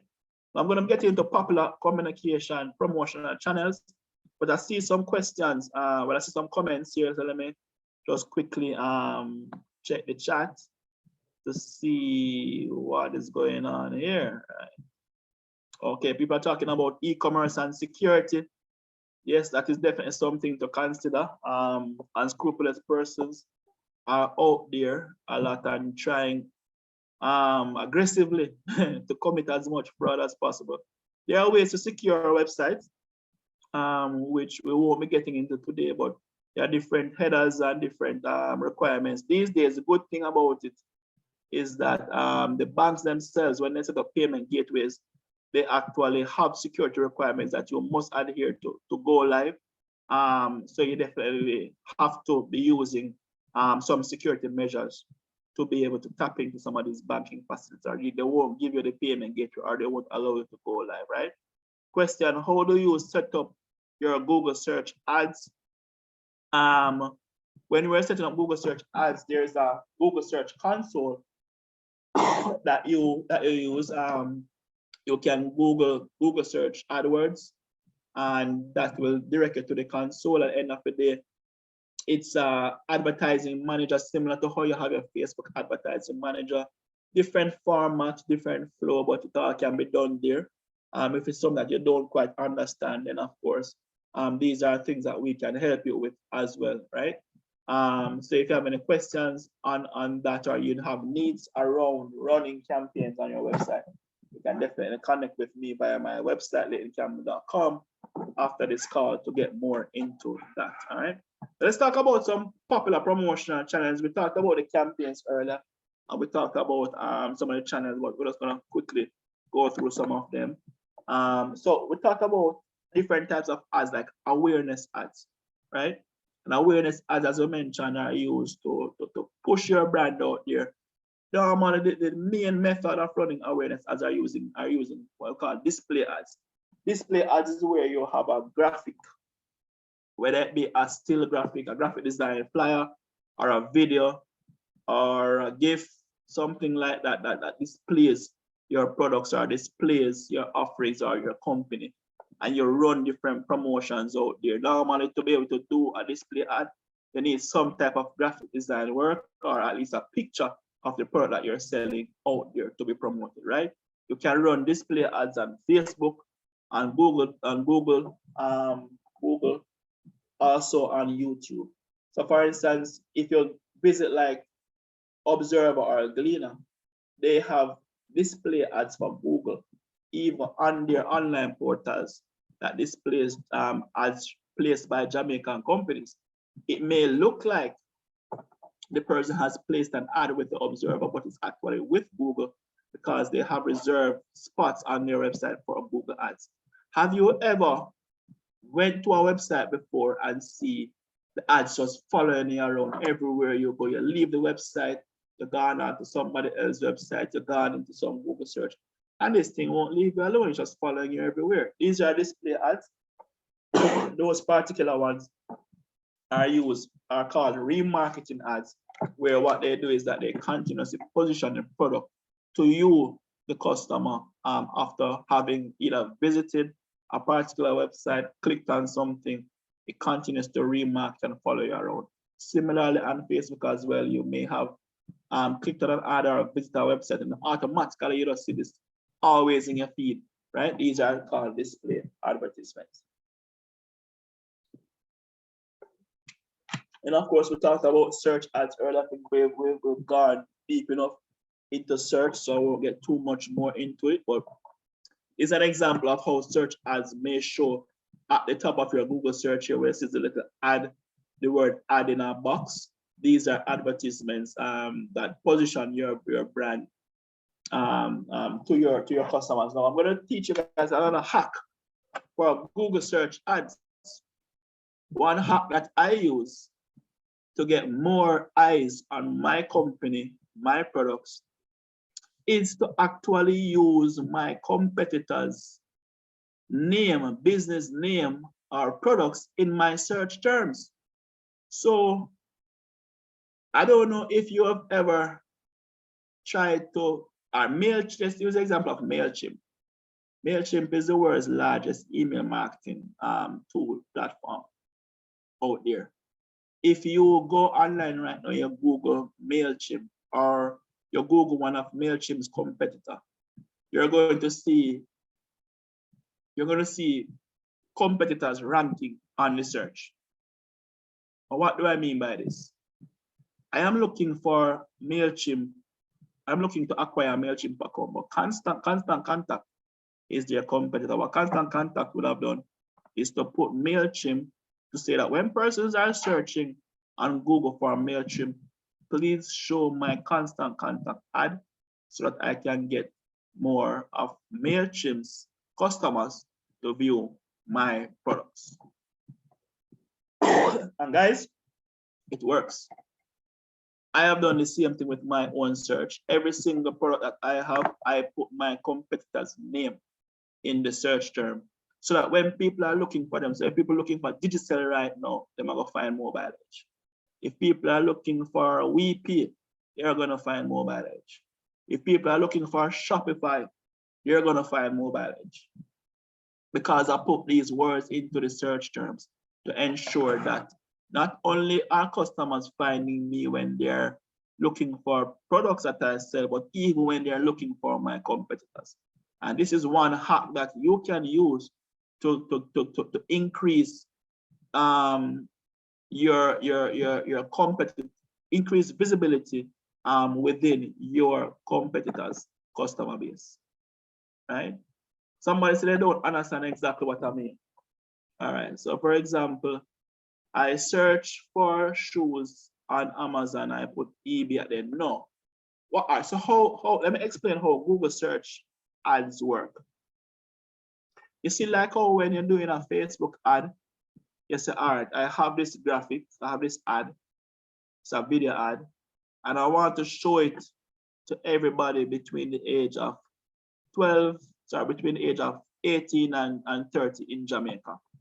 And you run the campaign. Once you start running the campaign, Facebook ad looks for everybody in Jamaica between the age of 18 and 30 and show them the ad. Google search works in a little different way. How Google search works is that Google search says,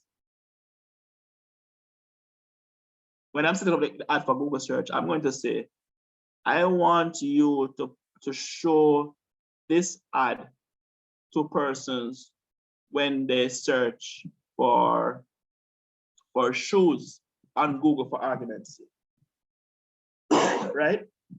And the shoes that I may be selling may be called a Levi's shoes, right? But as a Levi's shoes own shoe company, my competitor may be Steve Madden, for argument's sake, right? So I'm the owner of Levi's, a shoe company. My competitor is Steve Madden. Persons on Google search are going to say, I'm looking for nice gentleman shoes. Where can I find nice gentleman shoes to buy in Jamaica? They're going to put things like gentleman shoes, leather shoes, affordable shoes, stylish shoes in the Google search terms. So that when persons search for these terms, my products rank.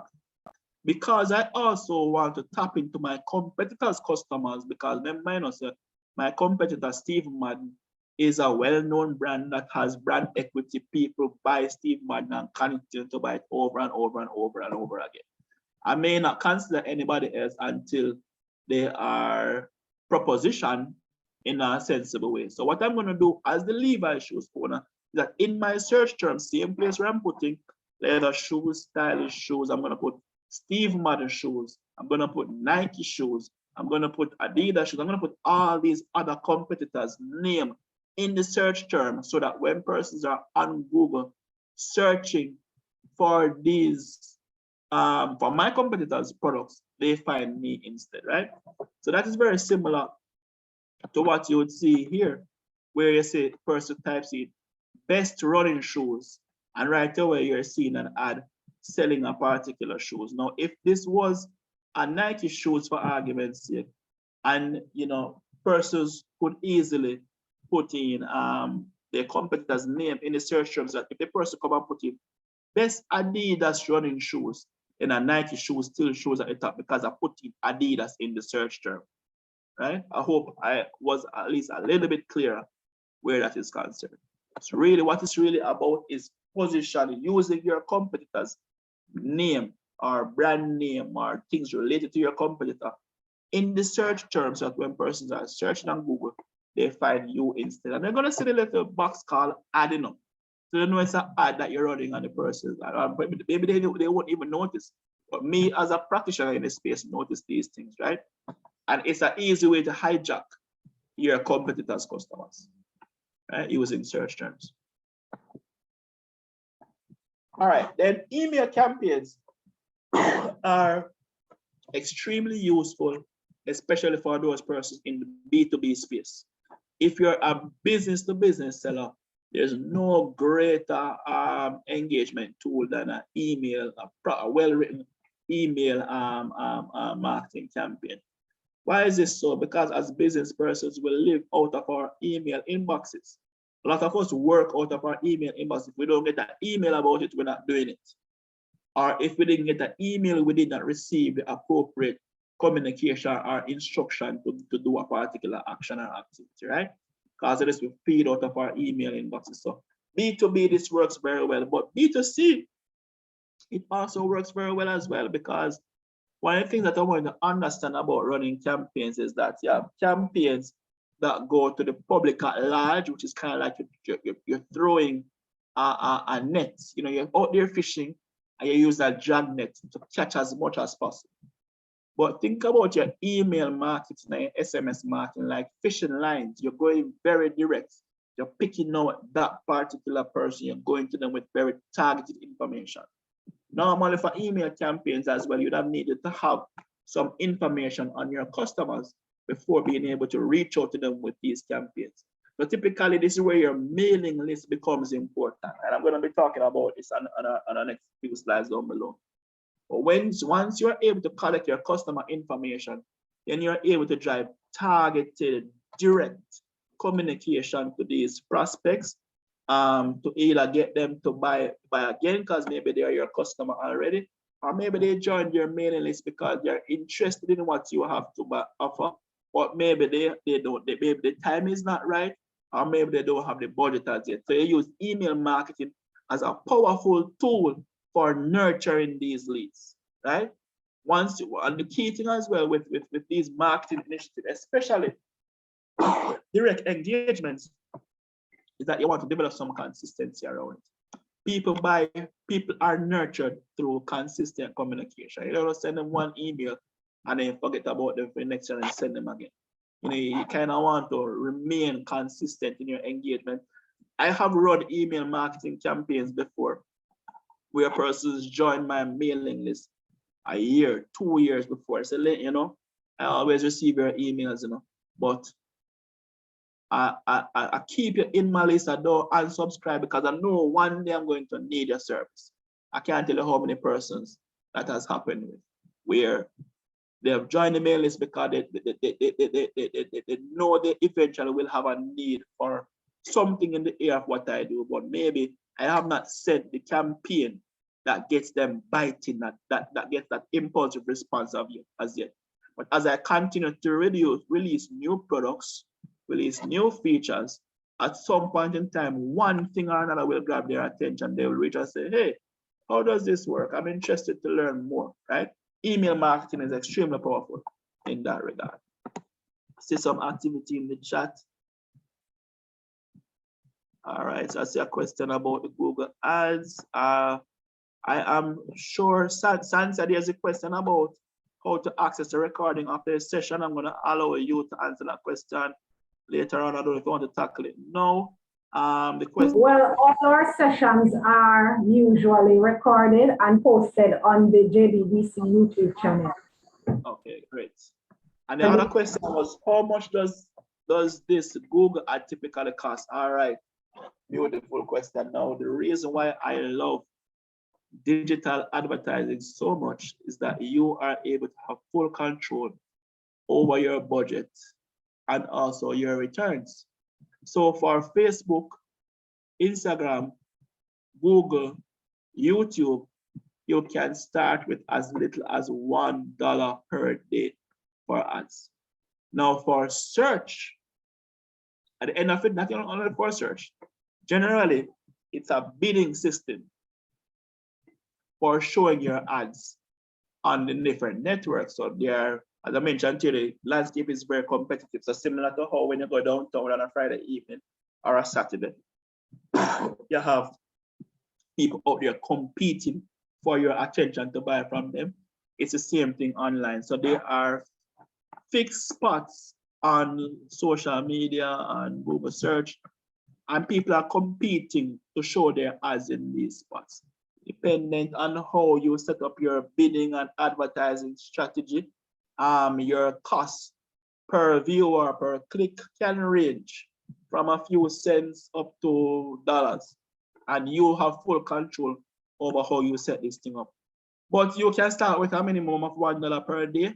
I always tell persons, start with a minimum, learn, tweak, and then you scale, you spend. So see what works. But keep in mind that there are some industries and search terms that are more competitive than others. So you may find that you go in and spend $1 per day. You may not get a lot of rankings because somebody else out there spending $5 per day, hugging the rankings. You understand? So what I typically do, I go in first and I set $1 per day. And I start, am I getting ranked? Yes. And I leave it right there. The minute I start getting ranked, I up it to $2 because clearly the space is becoming more competitive. Other persons are competing for the same search terms, right? And you can flex with it as much as you want. But at the end of the day, it's a bidding process. You can start as little as $1 per day, and there's no ceiling to where it can go. At the end of the day, pay-per-click advertising, digital advertising still gives the best ROI out there. Where you get the most leads for the least spend. That's why it is highly encouraged for persons to utilize these channels. How many products should be promoted in each email? That's a very good question. Depending on the nature of your business and what you're selling, you can choose to only focus on one product, or you can showcase a category of products.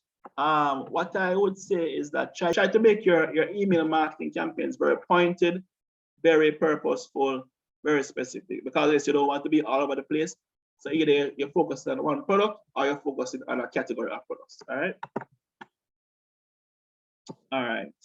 Yes, a category of 10 products can work. And so once it's a single category, then that works.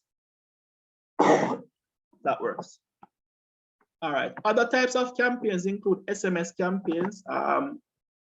We do a lot of work in SMS, and we encourage persons to use SMS mainly for opportunities that you're trying to get persons to act now, spend now, take action now. SMS costs, but it is extremely impactful. It is one of the most impactful direct marketing strategies because it goes direct to your phone.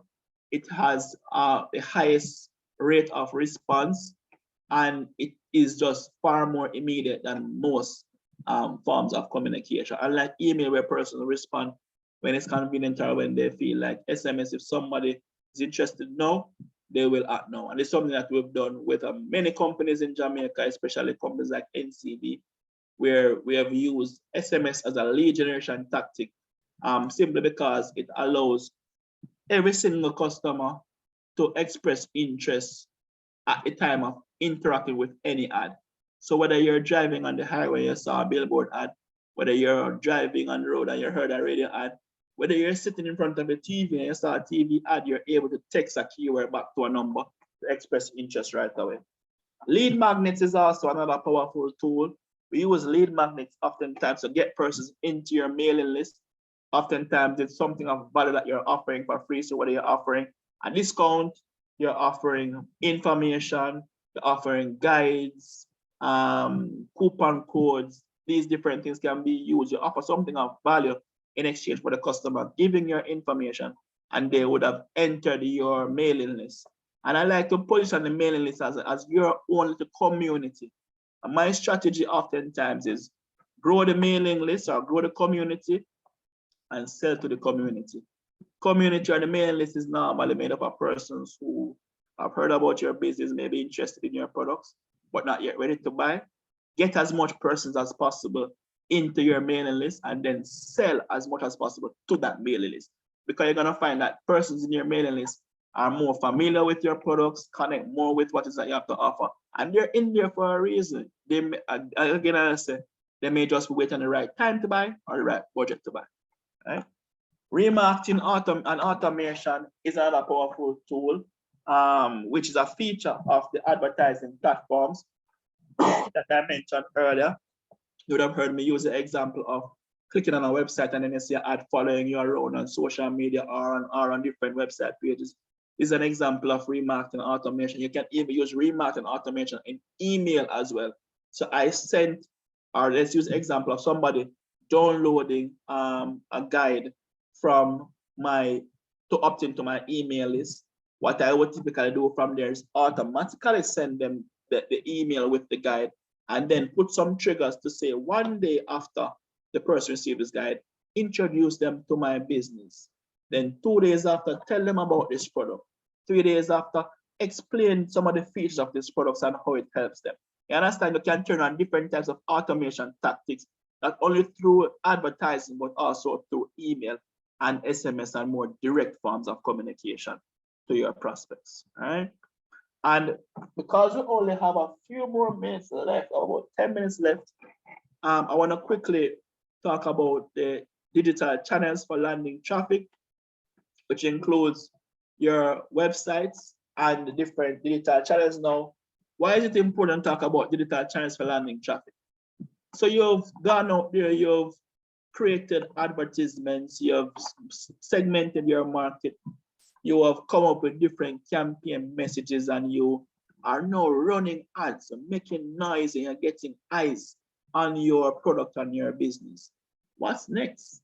Next thing is to drive these persons to a particular location, whether it be a physical location or a digital location. We must drive them to a location.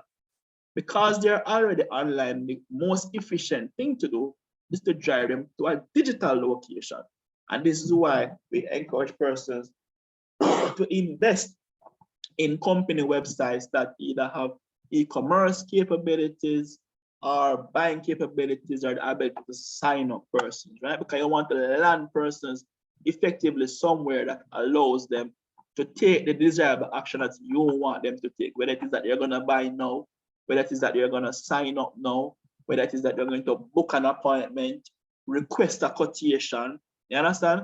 These are the different channels that we typically want to land persons. So e-commerce website and vendor pages are at the top of the list.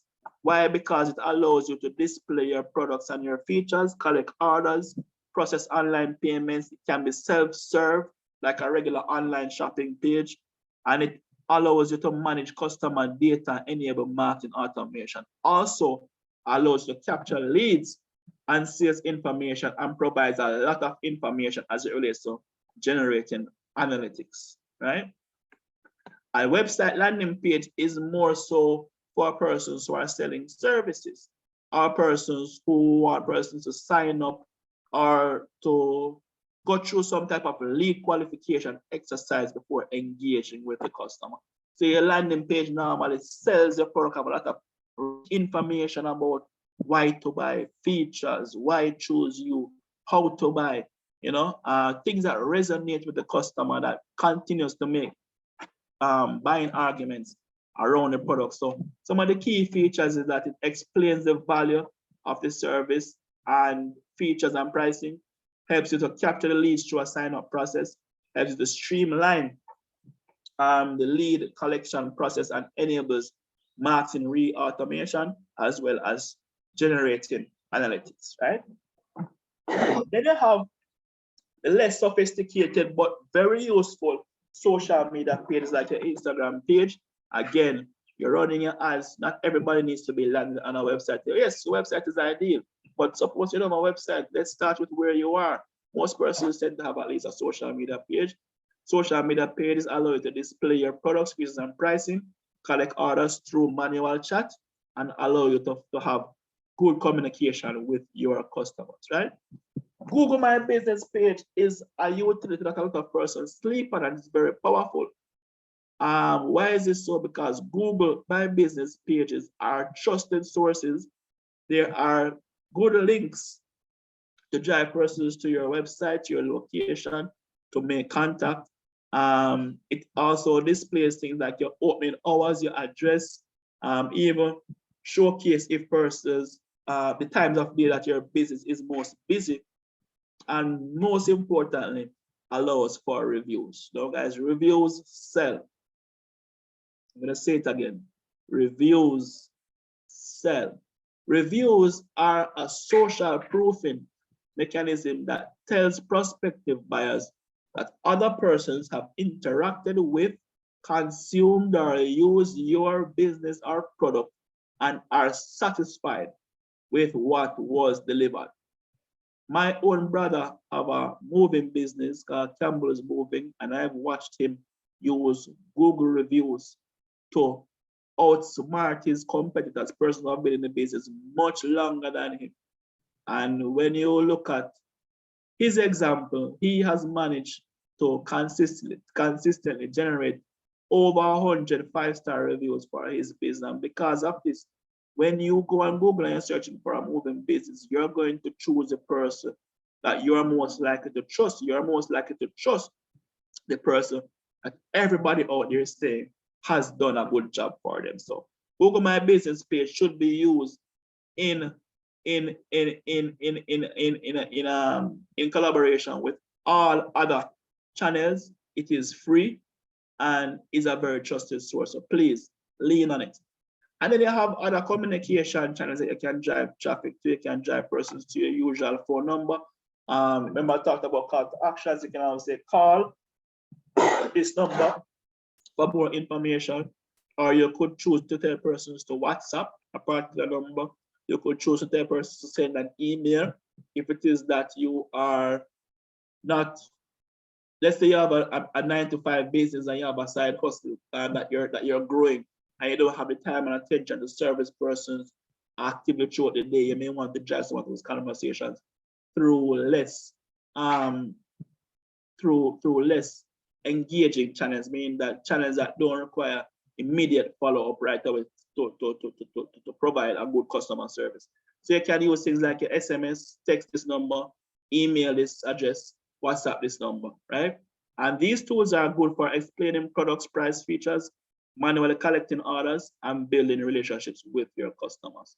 And the last slide I want to touch on before closing out, I think I'm just about making it to the 12 o'clock mark, 2 minutes left, are your KPIs. Now, guys, it's all well and dandy to run campaigns and generate leads, but you have to have something to measure against.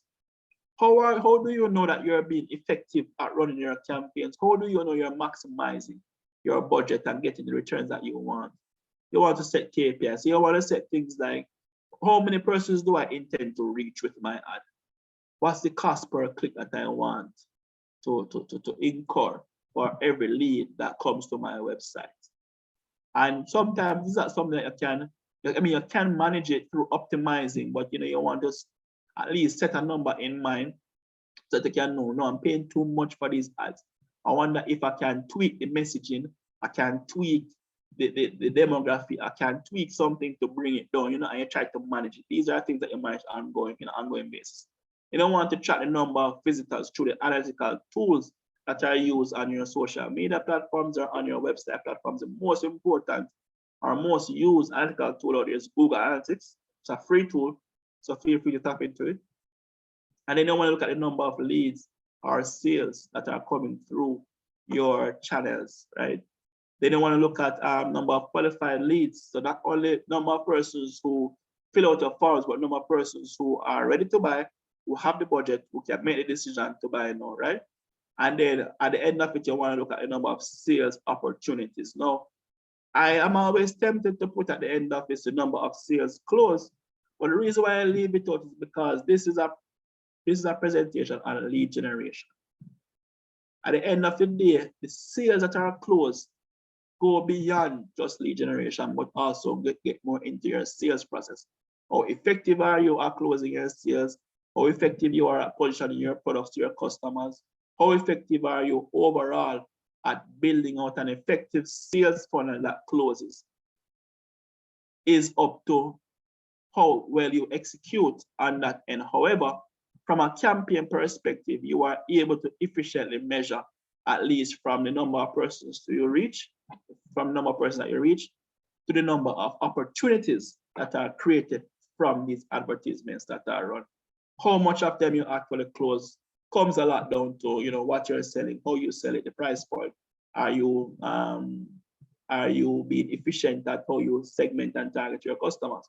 You know, are things that you would typically need to answer on your end, but at least from an opportunity perspective, you are in full control over how many opportunities are created from these activities that you undertake. So you want to track these KPIs and stay on top of these numbers at the end of the day.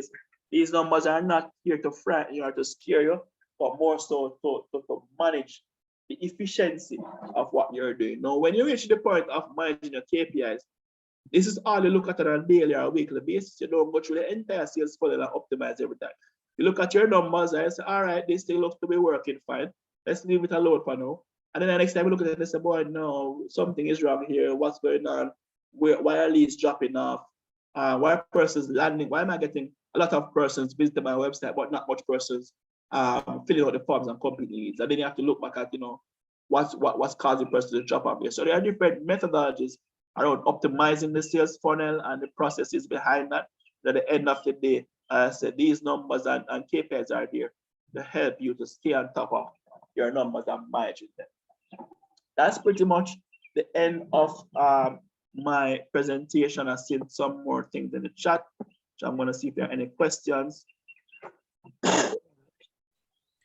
All right, Leighton, thank you so much for joining us today and for giving us what was such a comprehensive and detailed and intricate. There are so many descriptive words that I could use, but this was an excellent presentation, and I can tell you that you had the rapt attention of everyone that joined on this meeting today, because we have maintained over 50 persons in the room from start to finish. So we can tell that it was very informative, and it's useful information that our entrepreneurs can use as they go forward. Just want to remind everyone that this session was recorded and it will be available on the JBDC's YouTube channel. You can look out for it maybe about Friday of this week. It should be available. And I also want to encourage everyone to just follow us online. We're on Facebook, YouTube, Instagram at JBDC Jamaica. So just type it in and search us and like us. Connect with Leighton Campbell, please. 808-5959. Give us your website address again, Leighton. LeightonCampbell.com. It's down here at the bottom. LeightonCampbell.com. LeightonCampbell.com. So simple. All right. So ensure that you visit his website. Take a look at the offerings that are there. And if there is any more information that you need, don't be afraid to reach out to him. Thank you so much again, Leighton, for always being ready and willing to come on and to share with us. We're going to, of course, based on this that's happening in the chat. If you look at what's happening in the chat, it's pure thumbs up and applause and all of those emojis. So you know that we're going to call you again at some other point to come back and share anything new that comes up with us. Just also to remind persons to fill out our feedback form. That is the only way that we can improve the product that we bring to you on a Tuesday morning. So thank you so much again, Leighton, and thanks to everyone for joining us. And we will come back next week, Tuesday morning, same time, same place for the next presentation. Thanks again for having me as well, Sansia. It was my pleasure.